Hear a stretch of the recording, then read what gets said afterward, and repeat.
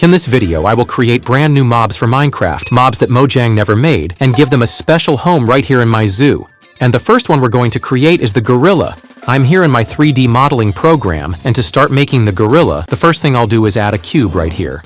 Next, I'll add another part on top. Now, I'll duplicate this piece, make it a little smaller, and place it at an angle. Now, I'll select everything and duplicate it to the other side. I'll add another cube here to form the body, and then duplicate and rotate it, making it slightly bigger to create the gorilla's torso. To make the arms, I'll add a cube on this side and another smaller part just beneath it. Then I'll select everything and duplicate it to the other side so that both arms look the same. Now that the body is complete, let's move on to the head. I'll add a cube for the face, then another piece on top for the forehead and one more on the bottom. To finish the structure, I'll add a side section on the right. And with that, the gorilla's model is complete. But he still needs some personality. So let's give him some angry eyebrows, one on each side. There we go, he looks a little grumpy now. Now I'll paint him entirely gray. I'll also add a small detail here for his snout and mouth, making a little space for his nose and eyes. Once that's done, I'll apply some shading and textures to give him a more realistic look. And now, it's time to see how he moves. I made a few animations, one where he sits still, one where he walks around, and one where he attacks. Now, let's spawn him into Minecraft, and there he is. The gorilla is in the game, and he looks adorable. But is he dangerous? Let's test it out. I'll spawn a cow next to him. Wait, what? He immediately chased after it. Oh wow, he's super aggressive. He even threw a rock at the poor cow. All right, let's give him a real fight. I'll spawn a spider and see what happens. Whoa! Did you see that? He's throwing huge rocks at the spider. She didn't stand a chance. That was awesome. I think I'll rate him a solid 8 out of 10. Now let's move him into my zoo. Over here I had a zombie enclosure, but I need to name him so he doesn't disappear. I'll call him Melvin Painter, after one of my loyal subscribers. Thank you for watching the channel. Now, let's build a home for our gorilla. Gorillas love nature, so I'll cover the entire ground with grass. I'll also add a jungle tree, but I need to raise the walls higher so it fits inside. Over in this corner, I'll place a small pond, and I'll even leave a bucket there just for fun. To make the jungle feel real, I'll use jungle wood to build a huge tree in the middle. I'll add more branches, spreading them in different directions, so the gorilla can climb and explore. Next, I'll place leaves all around the enclosure to make it look wild and natural. I'll also add some rocks here and there with different colors to make it more interesting.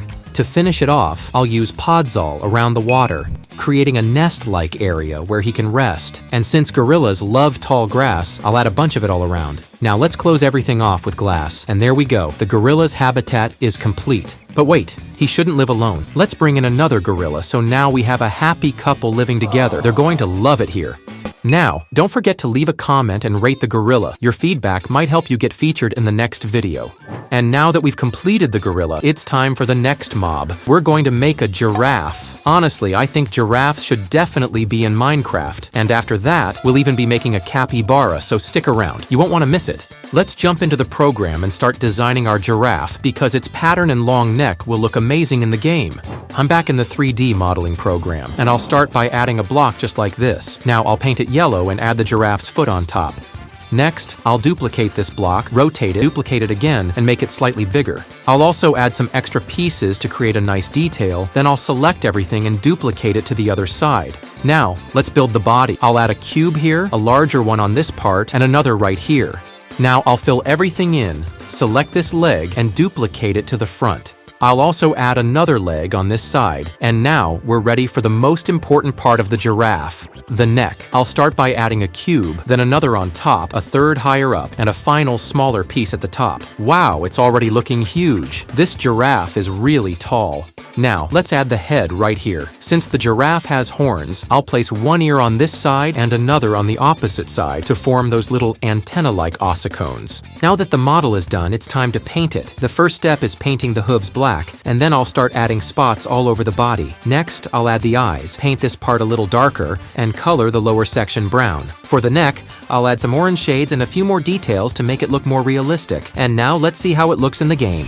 And right in front of us, we can already see the giraffe in the game. Look at its size. It's so tall and it looks like it's eating all the leaves from the trees. Wow, it turned out massive. Look at that. I'm not even as tall as its feet. But now we need to move it into its habitat, and honestly, I have no idea how we're going to do that because it's huge. Since the giraffe is so big, I'll have to build its habitat a little differently. Instead of putting it inside the zoo, I made a special area outside just for the giraffe. But now we need to find it. Where did it go? Oh no, it wandered all the way to the other side of the map. Alright, let's bring it back and see if it fits inside the space I built. And barely, it just fits, but its head sticks out a little bit. Still, it's good enough, so let's start decorating the habitat. First, I'll cover everything with glass so the giraffe can't escape. Next, I'll grab some bone meal and acacia saplings. Let's spawn a tree right here, another one in this corner, and one more over here. Now, I'll add some hanging grass for a little extra detail. I really like adding this touch, so I'll spread it all around the edges. To make it feel more natural, I'll also place some rocks around the habitat. Let's put a few over here, another one on this side, and one right here. For the ground, I'll paint it with the savanna biome's dirt color, so it looks just like a real African savanna. And for a final touch, let's add a small waterfall right here. The water will flow down gently, creating a nice drinking spot for the giraffes. I'll place some redstone blocks around to contain the water, making sure there's a proper area for them to drink from. And there we go, the giraffe's biome is complete. Since one giraffe isn't enough, let's spawn another one right here. Now we need to give them names. For the first giraffe, I'll use the name Silly Goober, after one of our amazing subscribers. And for the second giraffe, I'll name it Emmett, another awesome supporter of the channel. But this time, I'm doing something a little different. Since so many people left comments, I can't even keep track of how many names we have. So, from now on, if you want your name to be added in the next video, you'll need to use my profile picture on YouTube. If you change your profile picture to mine and stay subscribed, I'll be able to add your name to a mob in my next video.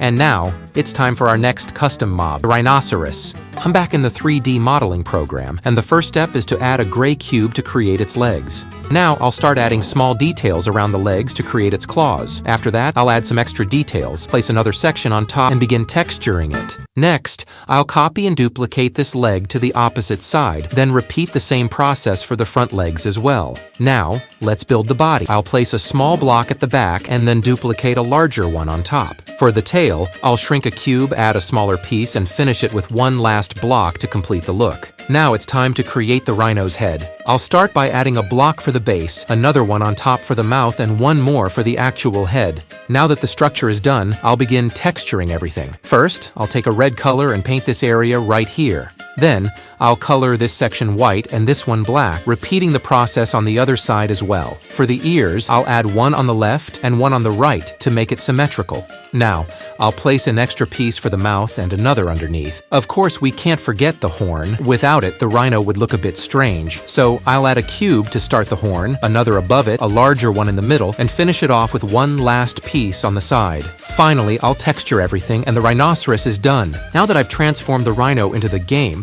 let's check out its size. Wow, it's gigantic. But now the real question is it strong? I'll put on my armor and test its strength. Oh wow, it's only taking half a heart per hit, but it knocks me back so far. Whoa! It almost killed me with just a few hits, and look how tanky it is. I've been hitting it for so long and it still won't go down. This thing is incredibly tough. Even though I'm wearing full netherite armor, it's still dealing a lot of damage. Now let's see what happens if I remove my netherite armor. Okay, I'll go up to attack it. Oh no, it just took away half of my hearts in one hit. After a long battle, we finally took it down. This rhino is definitely strong, and I think it turned out pretty awesome. I also created two animations for it, one for walking, where it moves its head from side to side, and another for attacking, where it charges forward. Since the giraffe's enclosure is so large, I think we can add 2 rhinos to live with it. Now, let's name them. The first rhino will be called Zach Terran, named after a channel member who has been supporting us. And the second rhino will be named Lady Mitchum, another amazing channel member. Thank you so much to everyone who has joined the membership program. Your support really helps. And remember, if you want to have your name in a future video, make sure to use my profile picture on YouTube so I can pick you easily. Now that the rhinoceros is done, it's time for the next animal, the capybara. Wait a second, who put this capybara here already? Ha ha ha, look at the size of this thing. It's so chunky. But I already know exactly how I want to make the capybara, so let's jump back into the 3D program and get started. It's going to turn out amazing. I'm already here in the 3D modeling program, and the first thing we're going to do is add a cube right here. Now, I'll paint it brown and add a small brown detail to it. Next, I'll duplicate one leg to this side, another to the other side, and one more over here. After that, I'll add a cube on top, another one in this section, and now we need to work on the capybara's head. I'll place one block right here, another on the bottom, and one more to create a small detail around the neck. Now I'll add another brown section on top, a smaller one below, and one more in this corner. To finish it off, I'll add eyebrows, an ear, another part of the ear, duplicate it to the other side, and the capybara is done. Now I'll start working on all the texture details. After completing the textures, here's how it turned out. I also made this animation for when it's idle, where it blinks its little eyes, and another animation for when it runs. And now, when I place a spawn egg, it summons a tiny capybara. Look at how adorable it is. I honestly don't understand how Mojang hasn't added this cute little animal to Minecraft yet. Look at them, they're even following me.